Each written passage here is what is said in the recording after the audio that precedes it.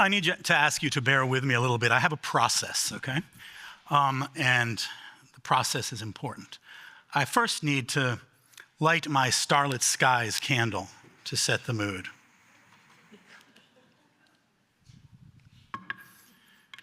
And now just, you can look away if you need to. I need to put on my deodorant. It is Volcano deodorant. And the reason I have this is because I ran out of Arctic Blast recently. And it was getting cold a little bit too. So I feel now better because I am no longer smelly and I am part of an epic quest to a live volcano. And you know what, I'm gonna put the candle out because I don't want to burn down Andrew Carnegie's first library. Just a couple more things. I need to have a couple of my Tic Tacs Fruit Adventure because fruit isn't enough unless there is an adventure attached to it. And finally, I need to put on my beautiful Waffle House hat. It's really ripped up from all the times it's been used, but in fact, I bought it this way. It came preloaded with all the experiences that I never, ever had. So I've made my point. I don't want to keep my hat on. So it's not just these things. There are products and ideas and stories all around us that are washing over us. It is everywhere in America. And I'm here to tell you a little bit about why we consume stories and how stories consume us. How did we get here? Well, the United States, I'm gonna make the argument, and I've been covering stories as a journalist and writing stories about stories and storytelling for almost 4 decades now. And the one thing that I have learned is that the United States is unique in this respect. Most countries, almost all countries, I'd argue, were founded on hundreds of years of common culture and geography and things that stitched nations together. But the United States, for whatever you think about its foundings and the people who established it and the people who were overwritten, for whatever you think of that, the United States is a nation founded on stories rather than common culture. It's founded on the shining city upon a hill, life, liberty, and the pursuit of happiness. All men are created equal, gender problems with that statement notwithstanding. Go west, young man, and grow up with the country. All of those things are what constitutes America. I have a quote, and since I'm a journalist, I'm going to get my quote right by reading it. A prominent historian of the American frontier, his name was Richard Slotkin. I interviewed him many times over the years, and he says this: there's nothing organic about the United States. It's an invented country. And if we stop telling the American story, we're just a bunch of folks. Think about that for a minute. The frontier, that was an American story. It was a story established as a God-given right to go to the coast. It was a story established as a God-given right to overrun and overwrite other cultures. And it was a story established as something epic, something ruggedly individualistic. And we're also like that with our other major story factories in this country. Hollywood. Hollywood could not have been established anywhere else. Think about the fact that we started an industrial strength storytelling factory. And it spread out, it spread into movies, television, the video games that Jordan likes so much. It spread to the point where stories are a chief product alongside agriculture, alongside defense, alongside all kinds of other things. It is a major, major product. Think of Madison Avenue, where we established where a product isn't enough. A story, a fruit adventure, is wrapped around it.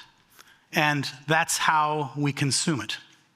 I've seen this everywhere. I'm not going to say it's unique to the United States, but I've seen it in North Korea. I would have the privilege to go to North Korea several times in my job. And I've seen how people there live under a carefully regulated and stringently enforced story.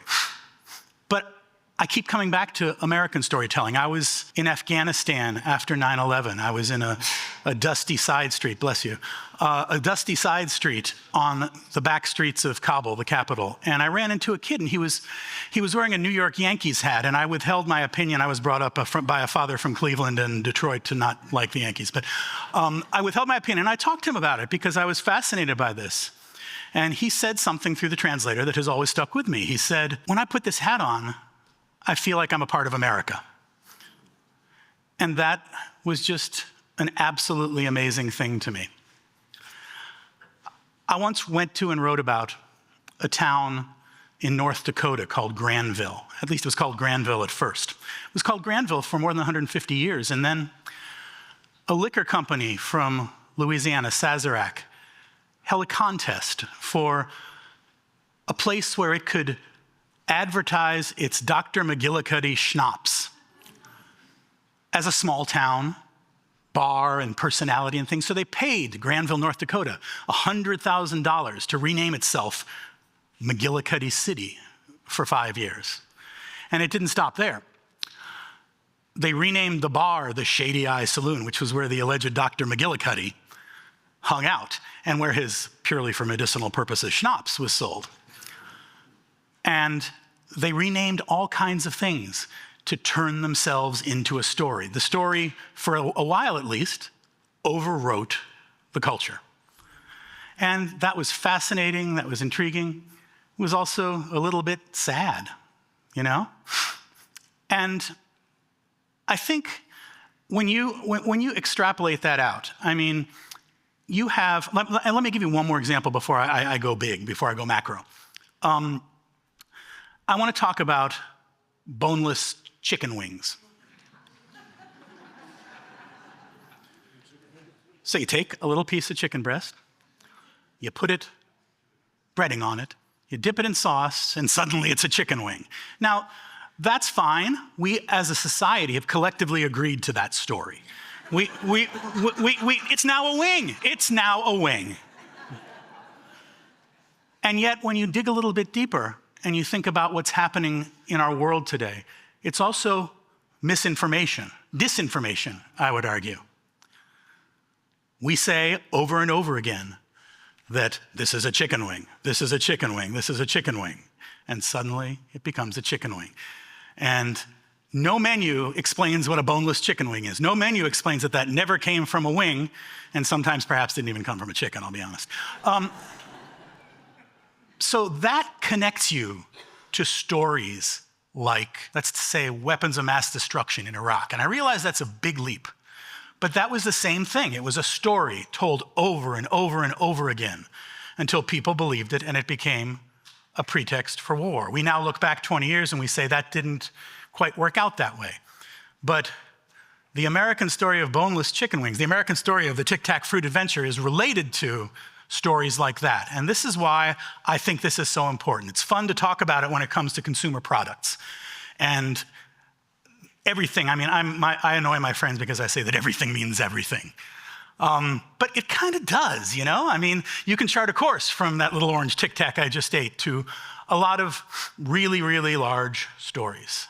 And that's the danger, because if we only consume things through stories, if we only accept these stories as interesting ways into things, and I'm a storyteller, I believe deeply in storytelling. I teach storytelling, my job is about storytelling, but it's about an intentional form of storytelling and story consumption.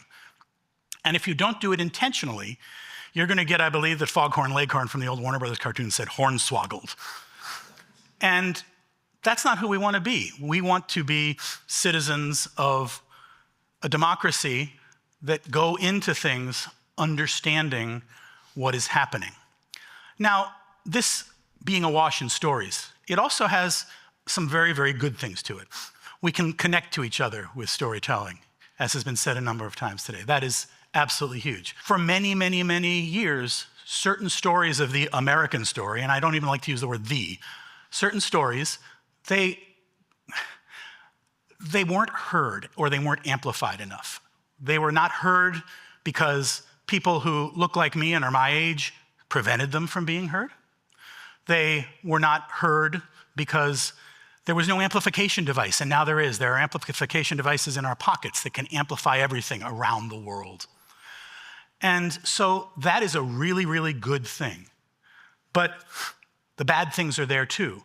And for every Marvel movie, which I love, for every themed toiletry, for every place at Epcot Center that says it's Morocco but then has an emergency exit in the back, all of those are permutations of stories that we need to figure out. So I'm here to tell you, or I shouldn't say tell you, because as was quite rightly framed, it's a conversation. I'm here to ask you, and this is going to be very, very complicated and complex. So lean forward. I'm going to try to make it as simple as possible.